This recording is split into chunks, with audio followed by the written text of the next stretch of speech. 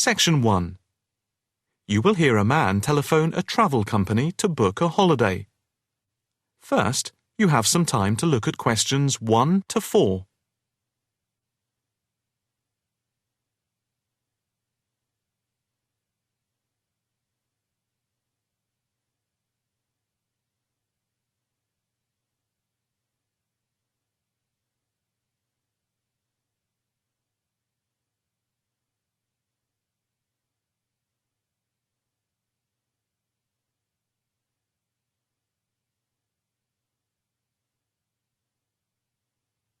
You will see that there is an example which has been done for you.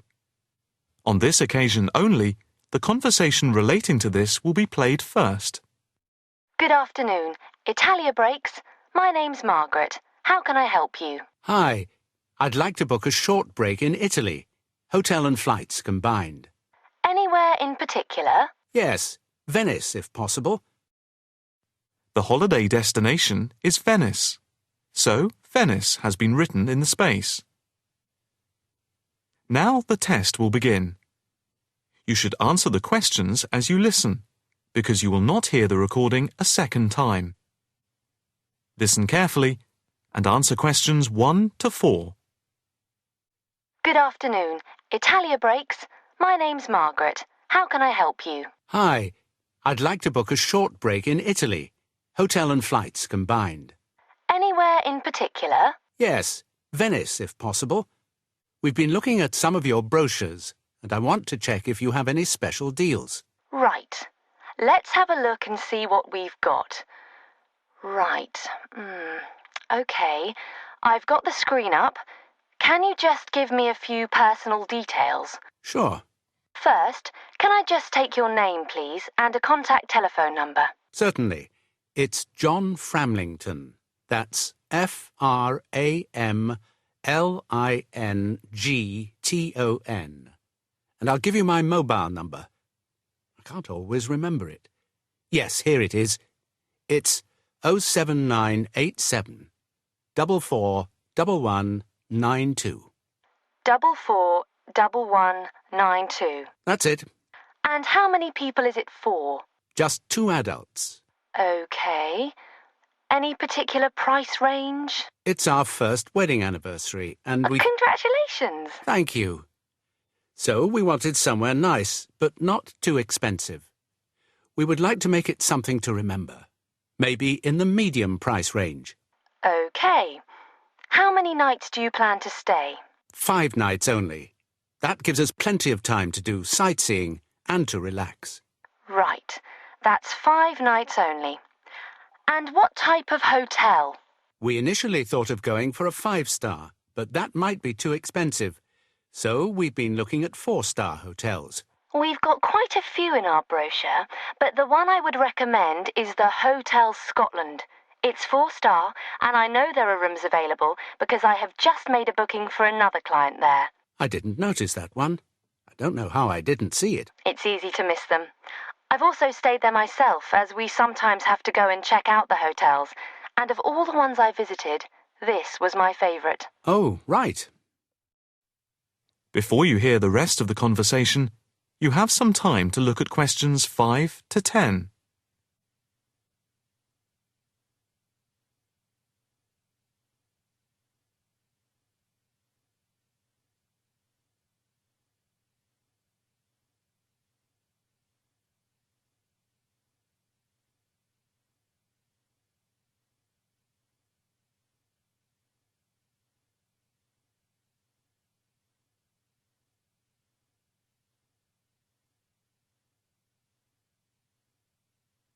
Now listen and answer questions 5 to 10. What's the hotel like? It has a courtyard for breakfast.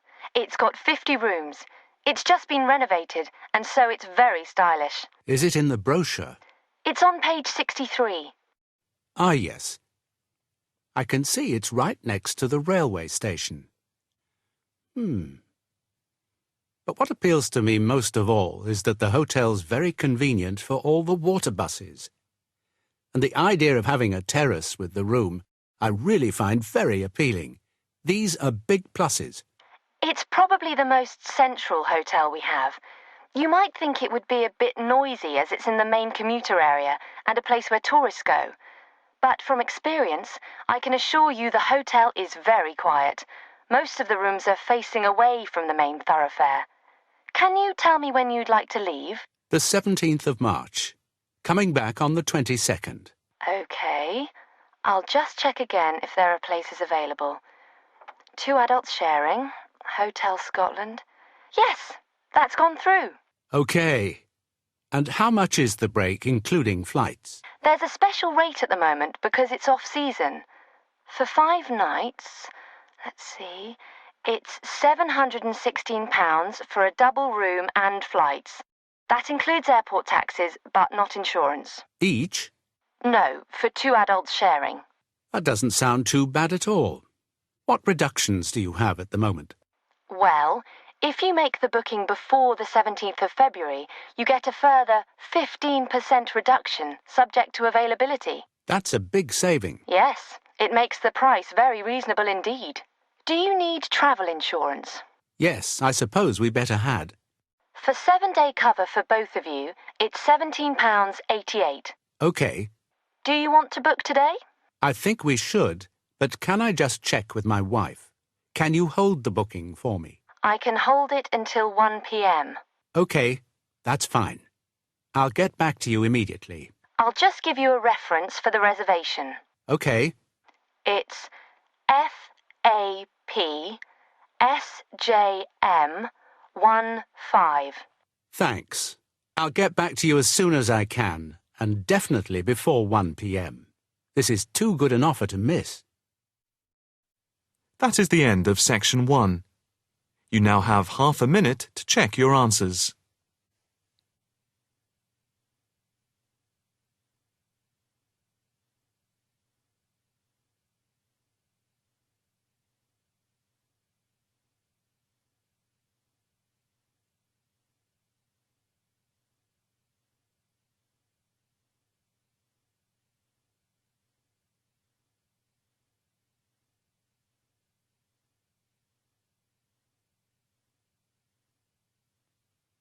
Now turn to section 2. Section 2.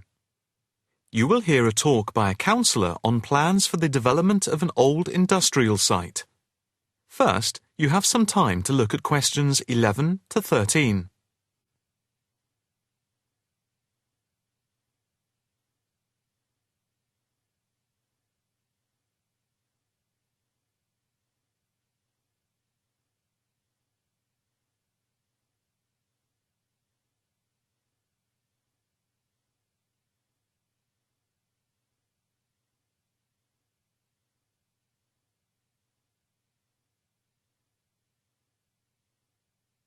Now listen carefully and answer questions 11 to 13. Good afternoon, ladies and gentlemen. My name is Councillor Norma Boyd, and welcome to this exhibition about the development of the old paper mill factory and gasworks site, which has been lying unused for more than a decade. There has been pressure on the council to use the land to build a training centre and a small business park. However, we have been encouraged by local people to create an open area for the benefit of the community, providing much-needed space for recreation. And I now have pleasure in announcing that the plans for the creation of a park, to be called Park Royal, and for flats, have now been approved. I'm also pleased to announce that we have secured sponsorship from local organisations. More detailed plans of the developments are available from the council website, details of which are in your pack. In the meantime, I'd just like to take you through the plan here on the screen. Before you hear the rest of the talk, you have some time to look at questions 14 to 20.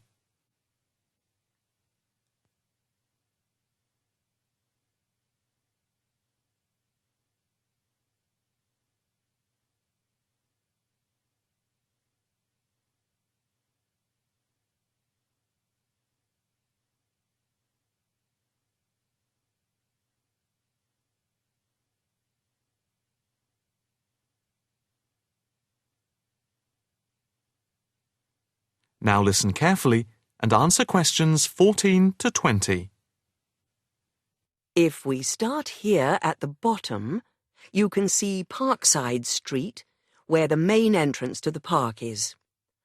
On the left of the entrance, in the bottom left-hand corner of the plan, there will be a block of 40 studio flats. On the other side of the entrance, there will be some workshops for local businesses. There will also be another entrance here, on the top right, which leads into Pear Street. Here, in the centre of the park, we will have an ornamental lake with paths radiating north, south, east and west to the different areas of the park. In the top right-hand corner, just by the Pear Street entrance, there will be a large sports area with 2 football pitches and 4 tennis and volleyball courts. Just here, beside the pitches, on the same side of the path, will be an outdoor swimming pool. Now, in the top left-hand corner, a walled flower garden is planned with a rockery and a water feature with walkways, seats and lots of shady areas for the summer. Next to this, a sculpture garden is also planned. Now, let's see. Just here, below the walled garden, there will be a grassy amphitheatre with a permanent covered stage for open-air concerts. We hope that local schools and colleges will use this theatre to showcase student work. In the bottom left-hand corner of the plan, you can see that above the block of flats there will be a play area for children, and directly to the right of this, just near the main entrance, there will be a wild area. More trees will be planted here, and in the middle will be built an educational centre for use by local schools to encourage children to take care of the wildlife and look after the trees and plants. And finally, in the bottom right-hand corner of the park will be a cafe, opening on to Pear Street. And now for questions. If anyone would like to ask anything, I and my colleagues are only too happy to oblige. Yes, the lady in the front row, if I could have your... That is the end of section 2. You now have half a minute to check your answers.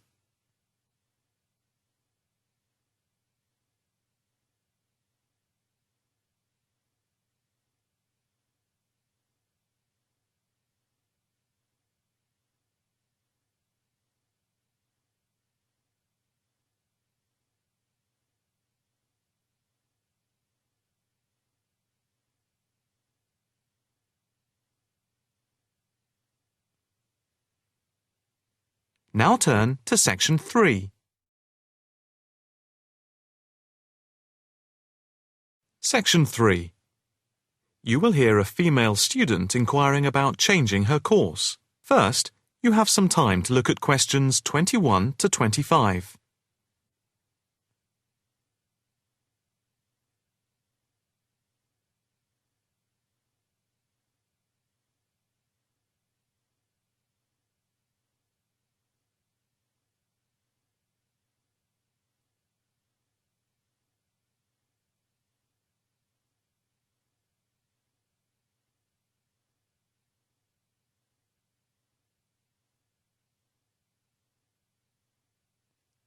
Now listen carefully and answer questions 21 to 25.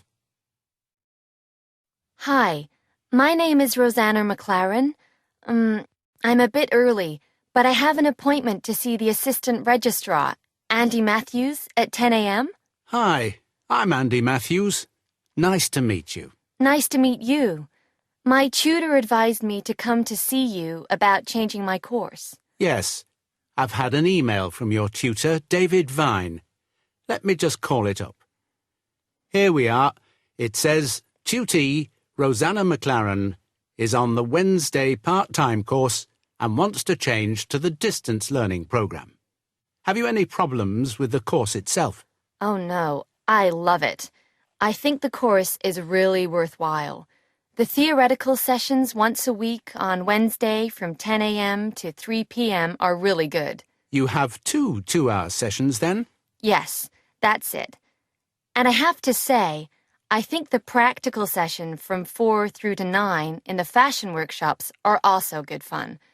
But I am finding it all very tiring, and it makes me too exhausted for my work on Thursdays and Fridays. You work the other 4 days of the week. Yes, and some Saturdays. I see. So, what do you want to do? I'd like to change to the program with the distance learning component instead of the Wednesday sessions. Yes, that is a possibility. I see from your tutor, Dr. Vine, that he has no problem with this, but you realize it's possible you'll have a different tutor. Yes, I'm aware of that. It's a shame because he's a very good tutor. What do I need to do now? First, we just need you to fill in this transfer form and the claim form for the reduction in fees. Oh, I didn't realize it was cheaper. Oh, yes, it's £1,000 less a year. It gets even better. Can I start the distance learning program from now? I don't see why not. I just need to get a signature from your tutor, which should take only a short time. I'll email it to him now, and then he can sign it and put it in the internal mail. Okay. But I also need to go through with you what is involved in the distance learning program to make sure you are clear about everything. Well, I understand I attend the weekend course once a month, and that I can book a bench in the fashion workshop at any other time. You have a computer at home for the distance learning? Oh, yes. I have the necessary equipment for making video calls over the internet already. It's the flexibility of the distance learning over the internet that is very useful. And what makes it even more interesting is that I don't have to spend a lot of time traveling to and from the university on the Wednesday. I can adapt it to my own routine, as I will be able to do the theory over the internet from home when I want. The same is true of booking a tutorial online using Skype. Yes, it is amazing, isn't it? It's in its infancy, but it's been up and running for a year now, and it's going rather well. Can I just ask if it's possible to have a face-to-face tutorial at any time as well? There is no reason why you shouldn't be able to. Before you hear the rest of the conversation, you have some time to look at questions 26 to 30.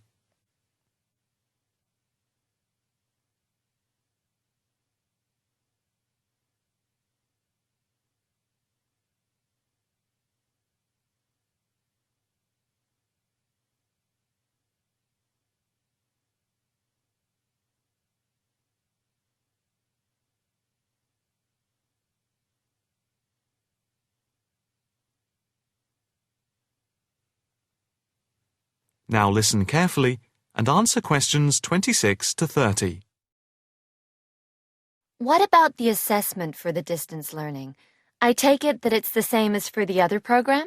Let me see. Each month you are expected to keep a written course diary and to present a seminar paper, and at the very end of the course there will be a written exam which will account for 30% of the total marks. What about the coursework? How much does it account for? The design portfolio, which you need to present at the end, accounts for 50%. I would point out just one thing, and that is that on the distance learning program, some tutors like to see the design portfolio twice each term to make sure you're on the right track. But of course you can take it in at any time to show your tutor. And as part of the assessment for the portfolio, you have to present at least one fashion item at a fashion show at the end of the course. Is there anything else? No, that's it. Thank you for all your help. No problem. Hope it all works out well for you now. That is the end of section 3. You now have half a minute to check your answers.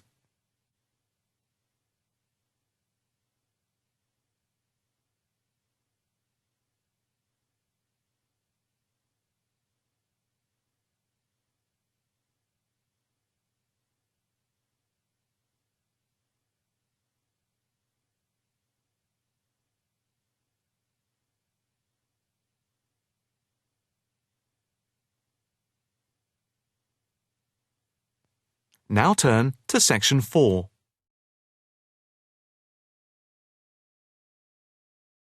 Section 4.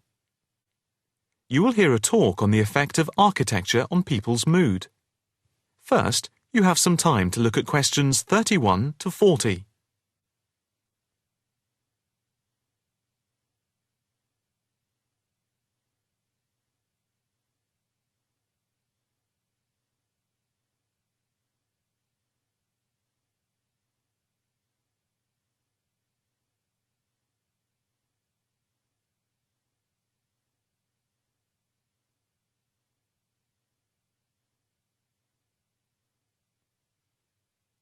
Now listen carefully and answer questions 31 to 40.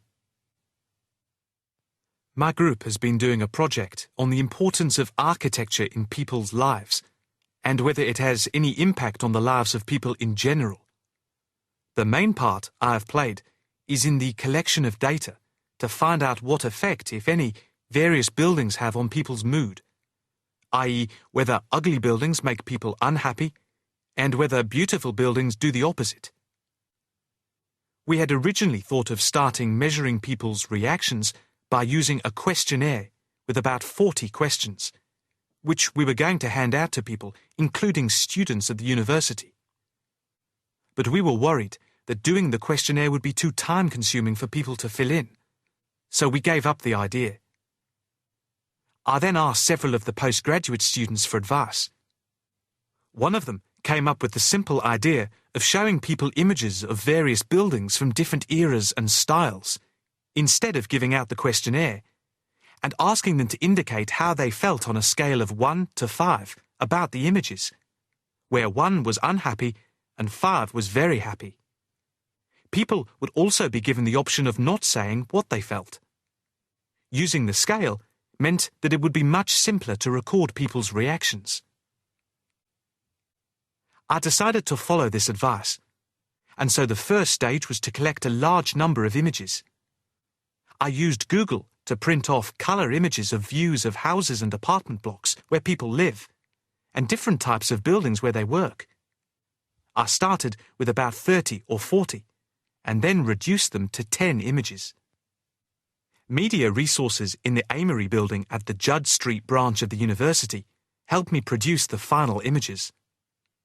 I had them blown up to A4 size, and we used colour rather than black and white to make the detail on the images clearer. We made 5 sets of images, and for protection when handling, we pasted the images onto hard card. Then, using a machine to wrap them with plastic, we laminated the cards. 5 of us targeted different age groups. We went to a local school where we obtained permission to ask a group of teenagers between 11 and 18. We also asked a sample of the general public, including tourists from all over the world, as they exited the Tate Modern in London, what they thought. We aimed to ask people from different age groups, namely 20 to 40 and 50 and over. What our group learnt most from the project was first of all the value of teamwork. And secondly, we found that we had to appoint a leader to stop us pulling in different directions and falling apart. So this turned out to be an invaluable lesson for all of us. As to the findings, for us they proved intriguing. In the end, the sample consisted of 311 respondents. I thought initially that people wouldn't be interested in taking part. With the youngest age group, their reaction was very mixed. It was clear that the youngest group had no pattern of preference at all, as they frequently gave no reaction to the pictures. For the 20 to 40 age group, we found that they tended to score more in the middle range, around 3.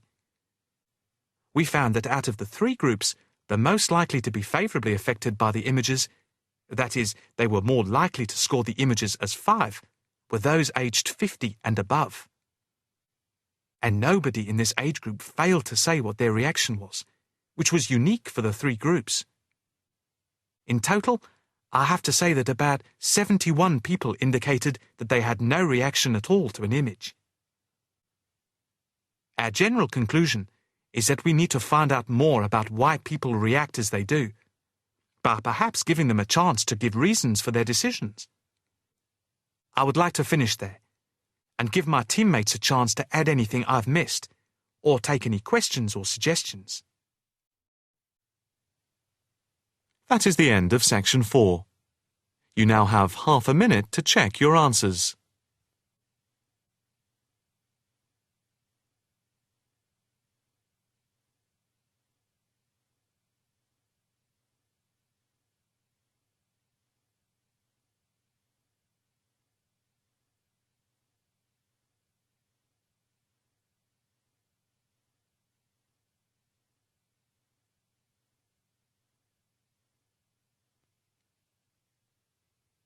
That is the end of the listening test.